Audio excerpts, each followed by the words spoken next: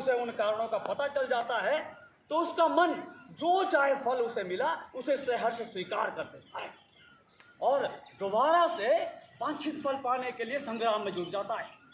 ये तीसरी किस्म का इंसान मुझे गीता के इस महान दर्शन में अच्छे से फिट होता दिखाई देता है, क्योंकि वो कर्म पूरी शिद्दत से करता जाता है कि वन प्रदेश में प्रजातंत्र की स्थापना हो।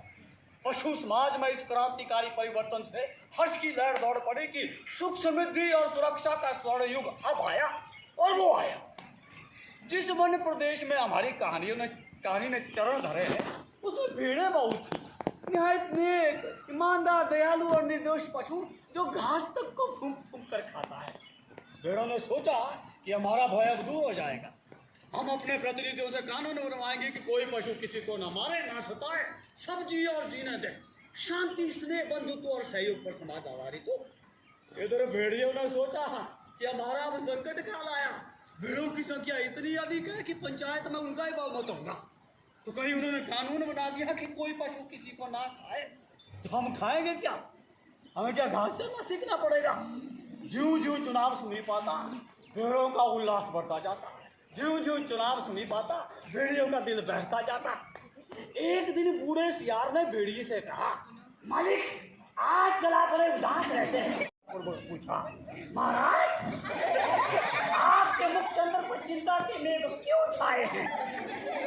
वो शिकार और नीचे कान को उम्र के दांत से दबाया और एक तक आकाश की ओर देखने लगा जैसे विश्वात्मा से कनेक्शन जोड़ रहा हो।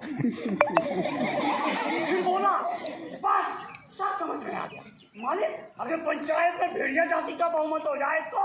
भेड़िया चिढ़कर बोला, अरे कहाँ की आसमानी बातें करता है, हमारी जाति कुल 10% है, भेड़े तथा अन्य पशु 90%, बोला वो हमें काहे को चुनेंगे? अरे जिंदगी कभी अपने को मौत के हाथ सौंप सकती है, मगर हाँ ऐसा हो सकता तो क्या बात थी। तो बूढ़े सियार ने कहा, आप खिन्न मत होइए सरकार, बस एक दिन का समय दीजिए, कल तक कोई योजना बन ही जाएगी, मगर हाँ आप तो मेरे कहे अनुसार कार्य करना पड़ेगा। मुसीबत के में फंसे भेड़िया ने आकर सियार, उनकी अपनी जाति ने जो आप पर अत्याचार किए है उनके कारण भेड़िया संत का माथा लज्जा से जो झुका हुआ है सो झुका ही हुआ है। अब आप उनसे भय मत करें। और उन्होंने अपना सर्वस्व जीव मात्र की सेवा में अर्पित कर दिया है, उन्हें अपना भाई समझे। बोलो संत भेड़िया जी की जय। भेड़िया जी, मगर मैं अभी जिंदा हूँ, मुझे जिंदा रहने दो, ये मुसीबत है। साहित्य अकादमी का सचिव हाथ मलते हुए बोला, दरअसल हमारा विभाग सिर्फ संस्कृति से ताल्लुक रखता है, आपके लिए हमने वन विभाग को लिखा है और अर्जेंट लिखा है। शाम को माली ने दबे हुए आदमी को आकर बताया कि भाई कल वन विभाग के आदमी आकर इस पेड़ को काट देंगे और तुम्हारी जान बच जाएगी। माली बहुत खुश था, हालांकि दबे हुए आदमी की सेहत जवाब दे रही थी, मगर वो किसी न किसी तरह से अपनी जिंदगी के लिए लड़े जा रहा था। कल तक सुबह तक किसी न किसी तरह से मुझे जिंदा रहना है।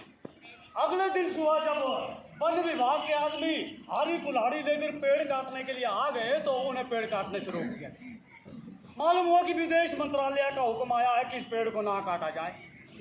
वजह ये थी कि इस पेड़ को 20 साल पहले पिटोनिया के प्रधानमंत्री ने सेक्रेटरीट के लॉन में लगा। आज हम जिस सोने की चिड़िया या विश्व गुरु भारत की संकल्पना करते हैं तो उसकी प्राचीन आश्रम व्यवस्था बहुत ही प्रभावशाली थी।